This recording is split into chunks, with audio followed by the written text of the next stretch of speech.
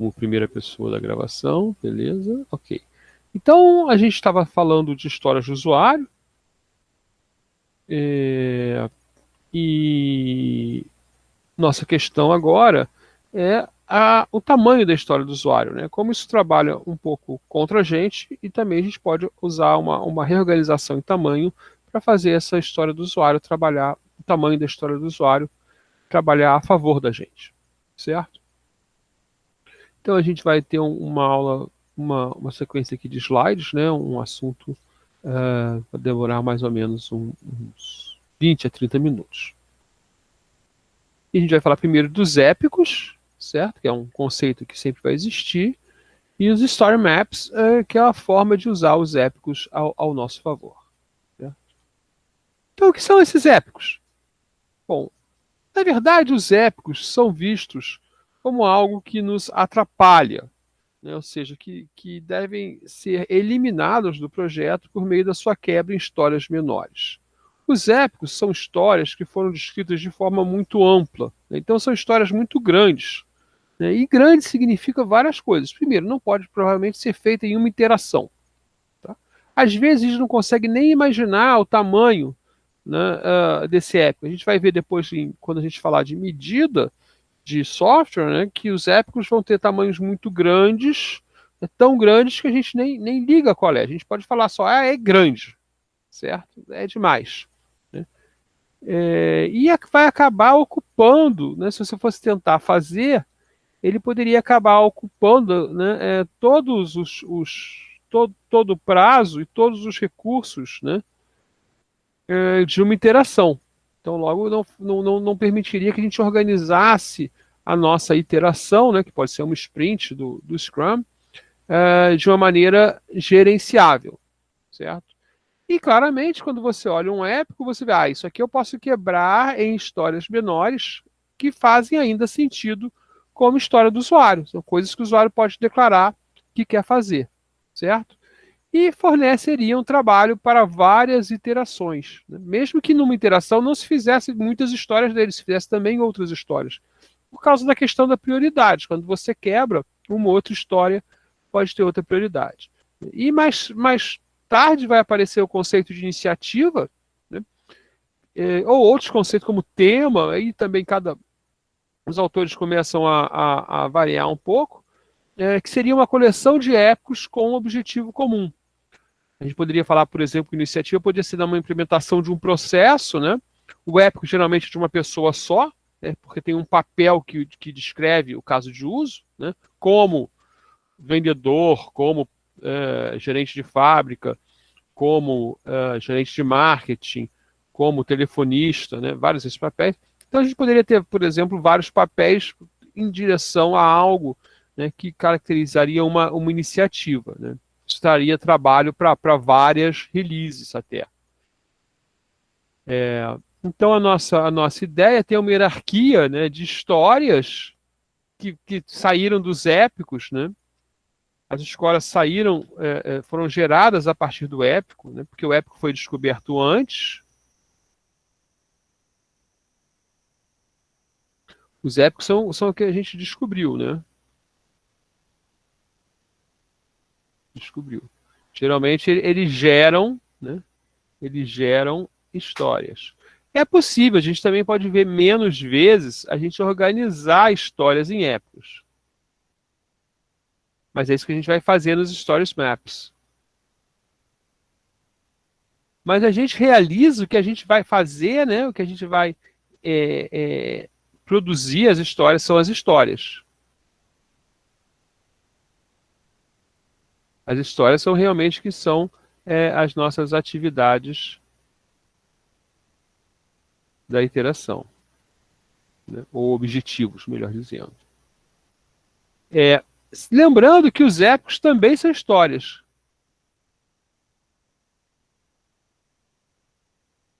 Porque eles também seguem a nossa linha, né? Papel, objetivo, a razão. Mesmo que você não escreva dessa forma, porque a sua empresa não escreve dessa forma, né? Eles têm sempre, você sabe, quem é que vai fazer algo e por que vai fazer algo no sistema, certo? E a gente pode, então, organizar esses épicos, né?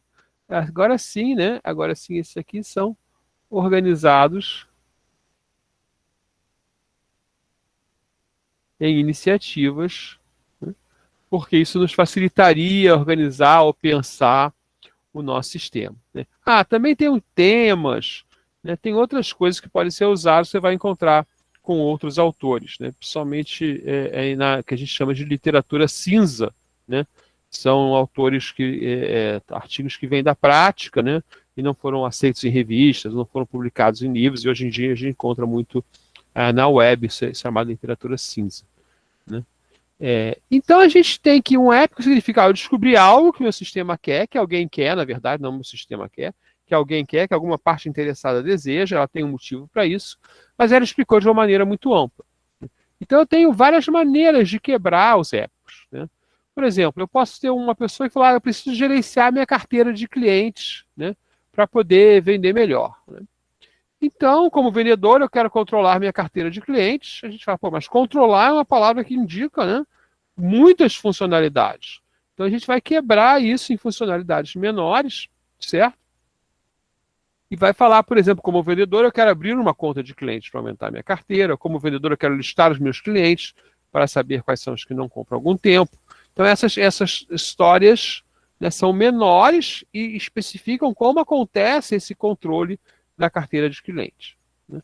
Muitas vezes também uma história é contada de certa forma que ela abarca dois sistemas, certo? Ou dois subsistemas, né? Você pensou seus sistemas, por exemplo, com a venda separada da entrega. Então aí você vai ter uma maneira de quebrar também a nossa história. É... CRUD. Ah, sim, vamos lembrar aqui o que é CRUD. Vou até botar aqui uma cartinha então para gente, né? Vou dar aqui, inserir aqui um.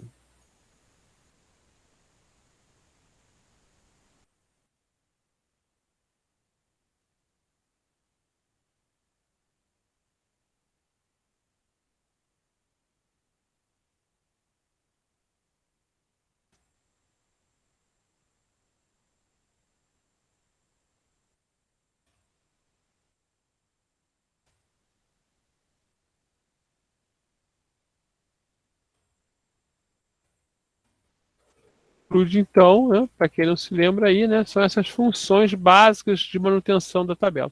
Sempre que aparece uma classe, né, a gente vai perguntar, bom, cadê, é feito o CRUD delas, né? O que a gente vai precisar, né? Então, isso aí também a gente tem, por exemplo, quem é responsável, a gente pode fazer uma matriz, né, de quem é responsável por criar aquele item de dado, quem é responsável, quem lê, quem é responsável por alterar, né? Então, por exemplo, aqui vamos dizer, apenas o vendedor poderia abrir uma conta de cliente, mas lá o entregador, ele pode ler, né, para saber onde o cliente mora, né? Seria um exemplo de um que faz create e outro que faz read, né? Então a gente pode olhar para essa história do usuário e falar, isso aqui é um create, então eu vou criar uma história, né? É diferente, mas eu vou editar, como vendedor eu quero editar os dados de cliente para corrigir a, a, os dados, né, de alguma maneira, né, aí é um update, então eu já posso colocar ali duas histórias de usuário. Vamos até botar aqui, né? Vou botar aqui, né?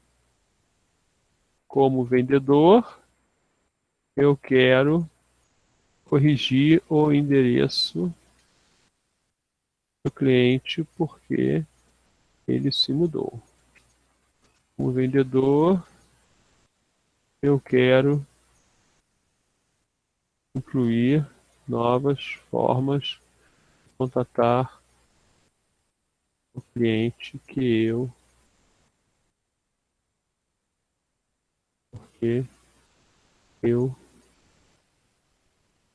porque elas aparecem ao longo da negociação,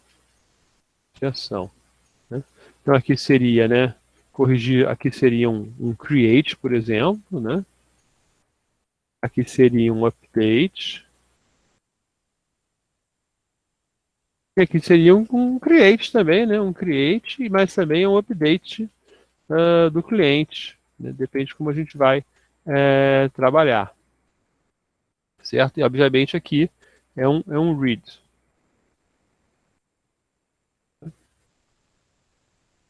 Aqui.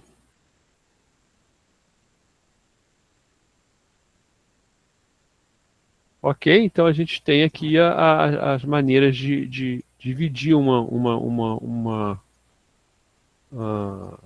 história grande em histórias menores, né, que faz só o create, faz só o update, faz só um read e coisas assim. Ao longo do projeto, né, vão sendo pedidos coisas menores, como telas, botões específicos, grupos de campos que vão aparecer na sua história, porque vamos supor que da primeira versão, né, você só coloca lá o nome, o CPF e o endereço do cliente. Aí na segunda iteração, na terceira iteração, você começa a descobrir, na verdade o endereço tem três clientes. Desculpa, o cliente tem três endereços, né? Tem o endereço que ele usa para comprar, o endereço que ele usa para receber, e um endereço que ele usa como endereço do cartão dele, ou coisa assim. E aí você começa, né?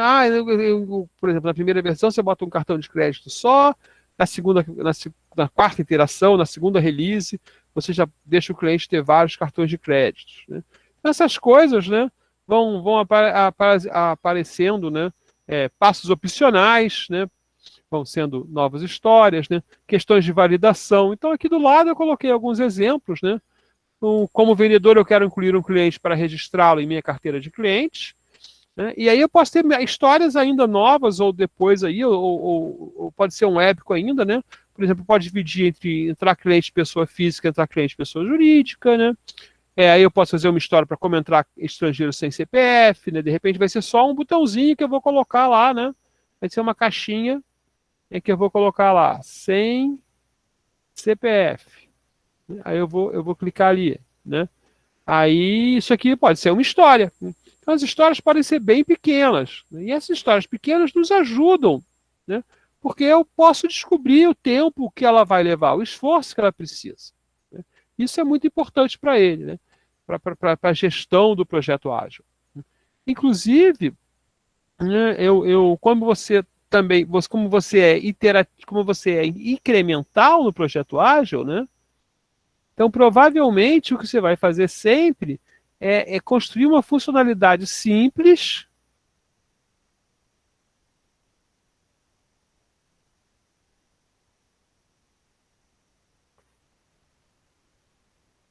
e vai sofisticando ela, né? Cada iteração vai sofisticando essa funcionalidade simples, né? Então, eu posso ter aqui, né? Começar com pessoa física, né? Na iteração 1. Aí na iteração 2 eu boto a pessoa jurídica. Na iteração 3 eu boto o estrangeiro, né? Na iteração 2, eu, por exemplo, valido o CPF, né?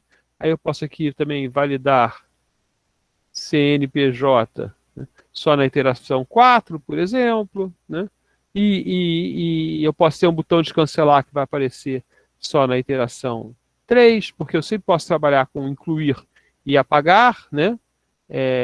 Então eu não preciso realmente do cancelar. O cancelar é uma sofisticação do nosso funcionamento, né? Então essas coisas vão evoluindo ao longo do tempo. Isso que é importante na maneira de pensar o nosso sistema, né? Há uma reconstrução, né, no método ágil de pensar as funções que são entregues, né? Por exemplo, a gente poderia imaginar, né, que numa desenvolvimento tradicional eu entregaria a tela pronta, né, já no seu formato final, né? E aí a gente pode lembrar dos nossos desenhos, né, de iterativo, né, e incremental, né? A gente poderia ver aqui, por exemplo, né, o nosso desenho, vou chamar a atenção a ele, né, rapidamente, né, de como eu vou entregando os meus objetos, certo? Ah, e aqui eu posso ter, né, isso aqui é o meu épico, né? Entregar isso aqui, essa tela toda é o meu épico, né? E as minhas histórias do usuário vão ser até mais de uma história, mas que vão gerando esses incrementos no meu software. Certo? A gente até poderia escrever isso como histórias de usuário. Vou tentar fazer isso até para a próxima turma. Ok? Então, a gente vendo que os épicos existem, a gente pode pensar, né, o que aconteceu foi que falou, olha, o épico existe, certo? Então, mesmo que eu não tenha o épico, na verdade, eu posso coordenar a minha meu desenvolvimento de maneira a aproveitar a ideia de épicos. Aí alguém levantou a mão aí.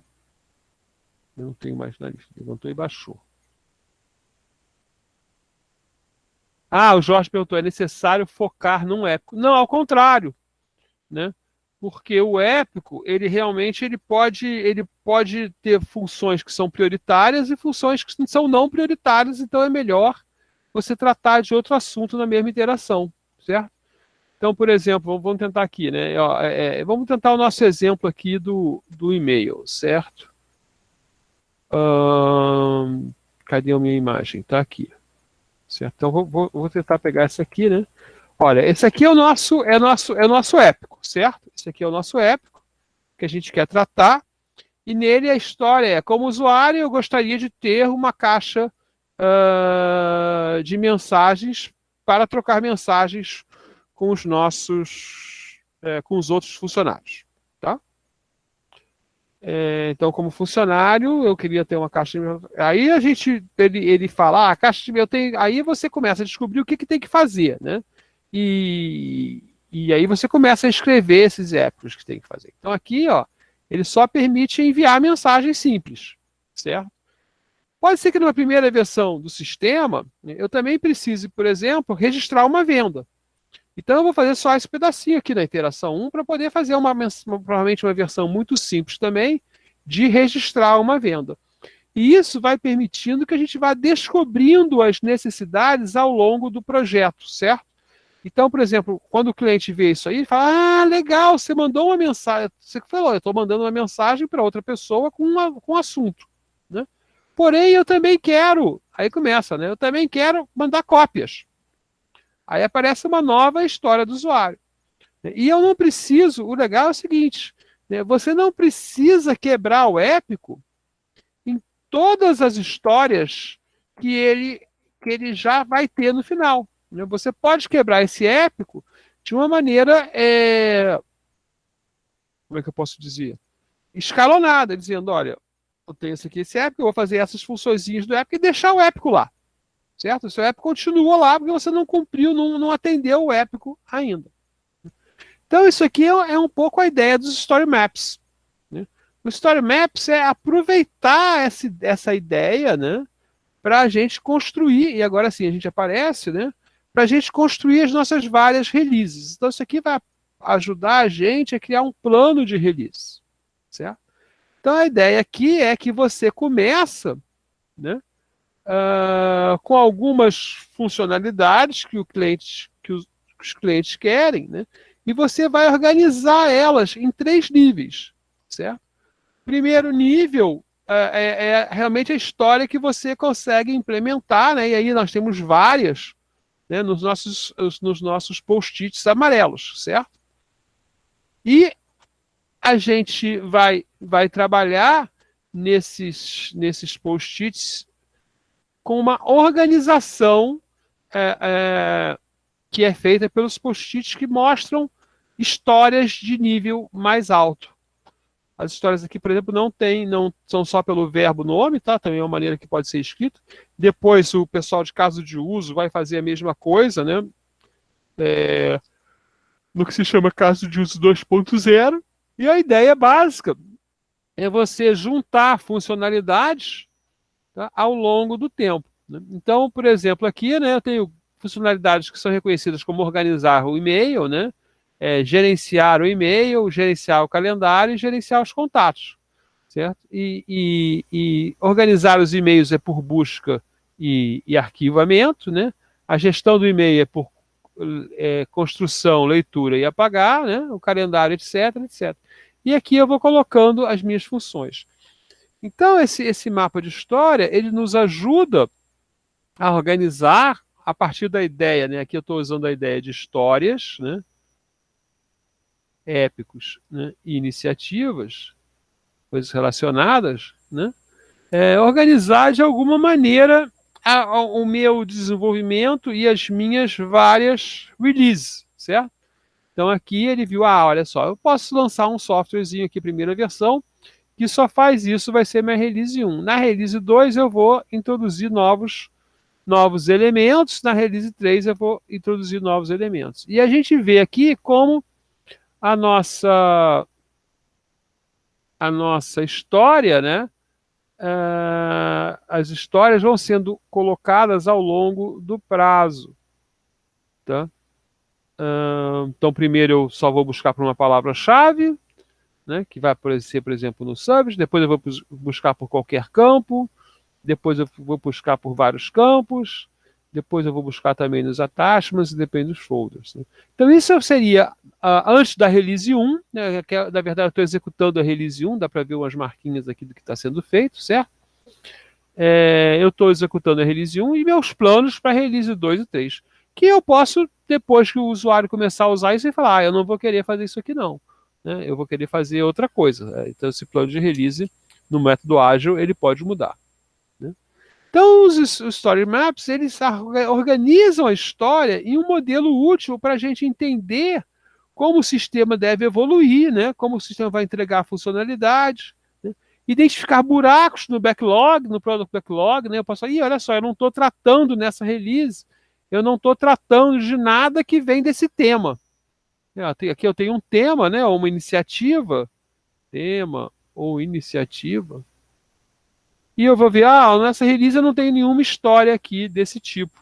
Se eu não tenho nenhuma história desse tipo, talvez eu tenha algum erro, né? Não necessariamente, mas eu consigo ajudar a detectar, né? E planejar efetivamente o valor que vai ser entregue em cada release. Certo? Então a gente vai ter essa estrutura comum, né? E basicamente a gente vai fazer o quê? A gente vai fazer o contrário, né? Em vez de grupar as histórias, em vez de quebrar as histórias que foram levantadas, né? A gente vai juntar as histórias e priorizá-las da esquerda para a direita, certo? E aí, então, a gente vai. Então, a gente tem aqui um passo. Agora, a gente tem, na verdade, aqui um passo misto, né? Porque aqui a gente supõe que a gente tem as histórias, certo? E aqui a gente tem. Então, a gente vai fatiar, né? Dessa maneira.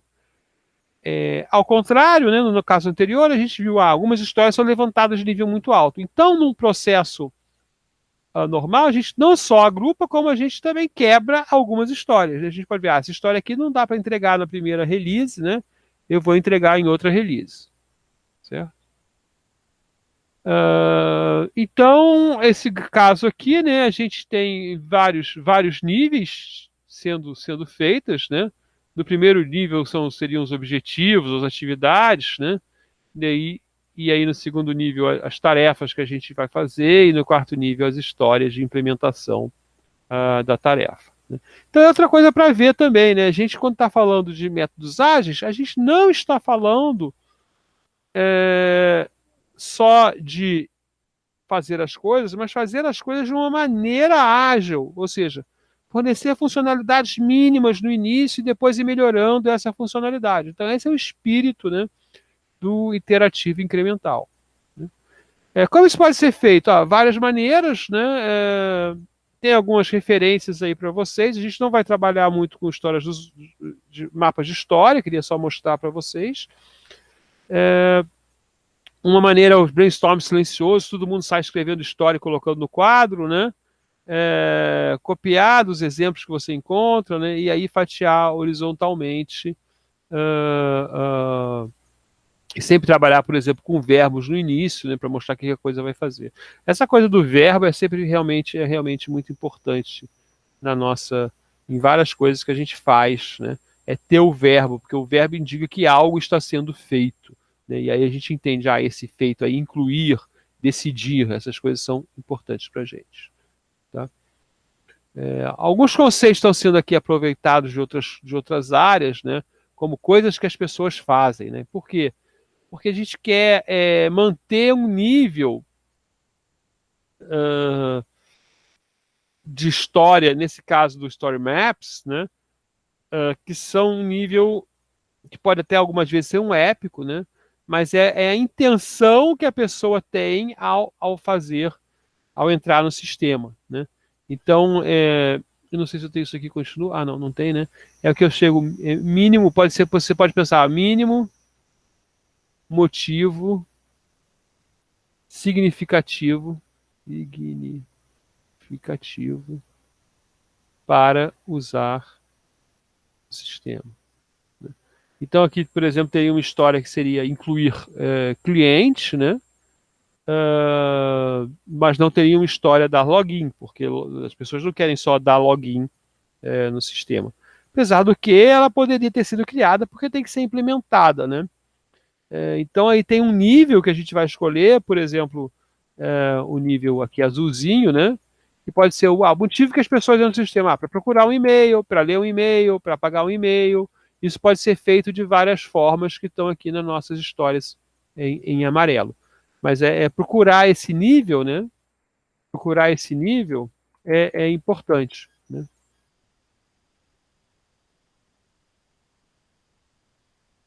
Então, criar uma camada nesse nível. No nosso caso, são os post-its azuis, né?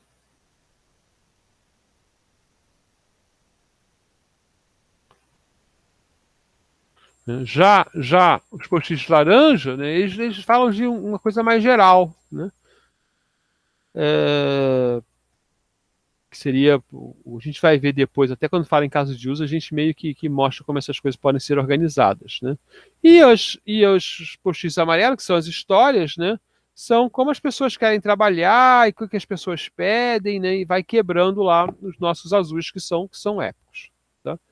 Então a gente chegou então num ponto que é basicamente isso. A gente declarou a ideia do épico, certo? A gente mostrou, né, que basicamente o épico depende do tamanho da equipe, né, do tamanho das sprints, né, ou seja, épico é uma noção relativa, né, mas ele principalmente vai aparecer por causa da nossa incapacidade de prever o tamanho, né?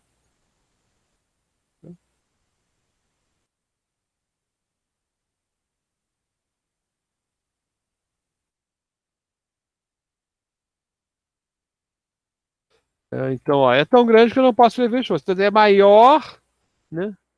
Maior do que a equipe se propõe a atender. Aí já é um épico, né? Você fala, ó, a equipe só atende histórias até esse tamanho aqui. Maior que isso, a gente não consegue entender o trabalho, a gente então vai quebrar, certo? Então é importante ter essa noção, inclusive que o épico é relativo, né? E depois chegamos ao final, né? Vendo, então a gente pode aproveitar essa existência do épico para criá-los, mesmo que eles não tenham sido encontrados, né? De maneira a organizar as nossas releases, entender melhor as nossas releases, entender melhor o que a gente vai implementar, né? é, no nosso trabalho, né? Ok, então isso aqui ficou bastante interessante para a gente, né? As pessoas começaram a construir esses mapas, inclusive no chão, né? Às vezes o projeto é grande e as pessoas constroem isso no chão e depois reorganizam de alguma forma ou numa grande parede. Eu devia ter posto aqui algumas formas, fotos de pessoas trabalhando, né, com isso, né? Deixa eu ver se eu acho aqui rapidamente pessoas trabalhando com Story Maps.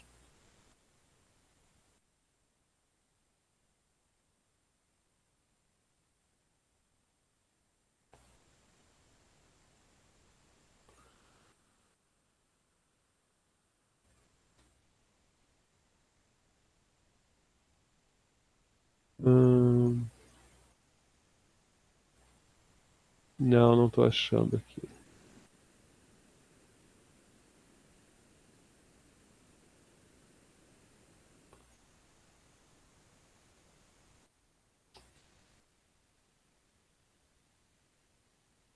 Ah, tem alguns murais aqui. É, não tô achando. Só desenhos que não são. Ah, aqui eu tenho um.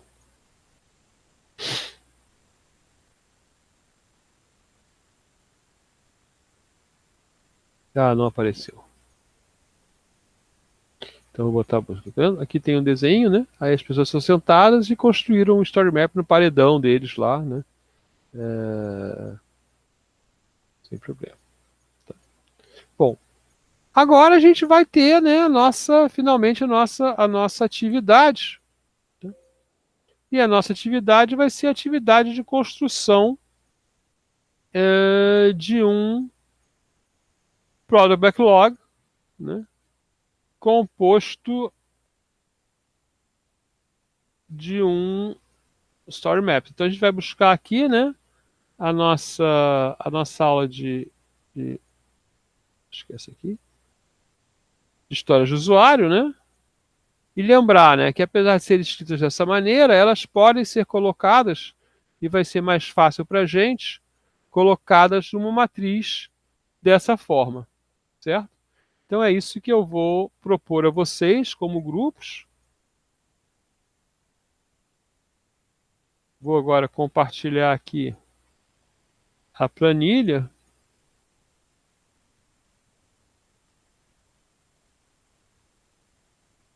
certo?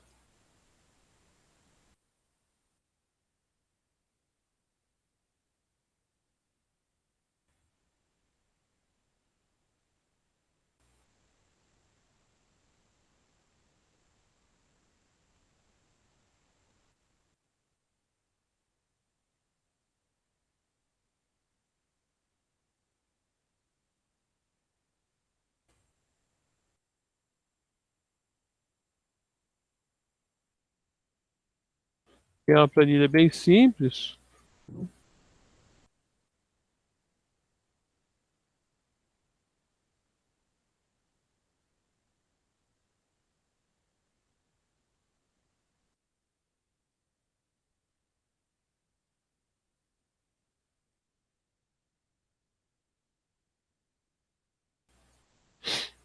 Hum.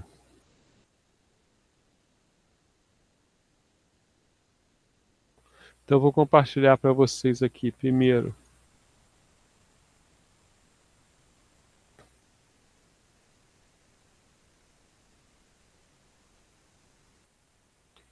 no nossa conversação aqui e agora no nosso WhatsApp, certo?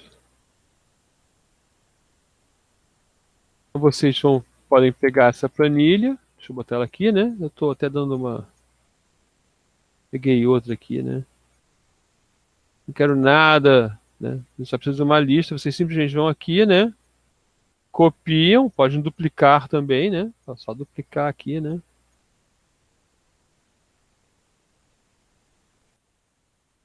E coloca o nome do seu grupo, certo? E aí eu vou dar uma embelezada aqui só para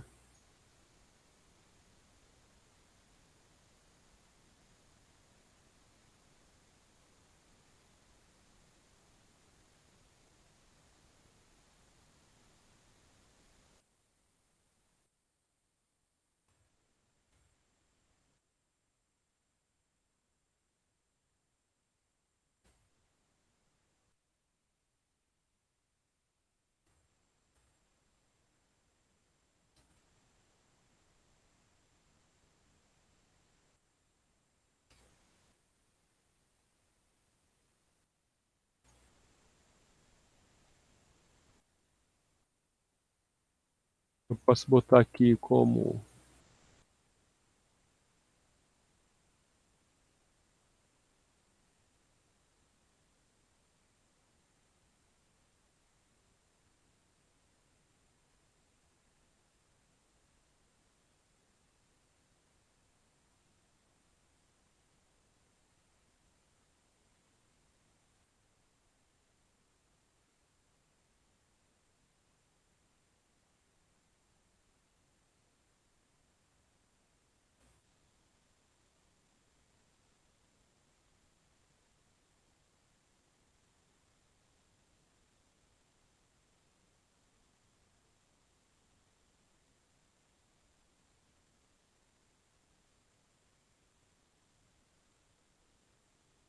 É,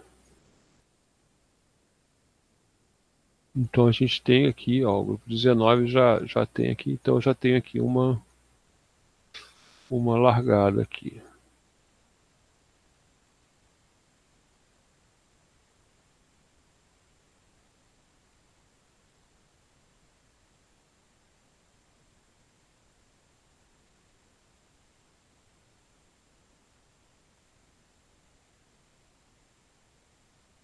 Obviamente, né, que para fazer isso, né, é importante vocês.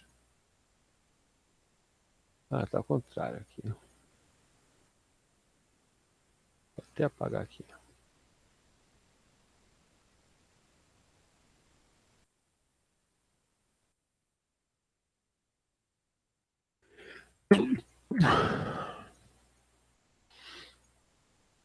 Eu vou parar a gravação aqui, porque a gente já tem o trabalho definido, né?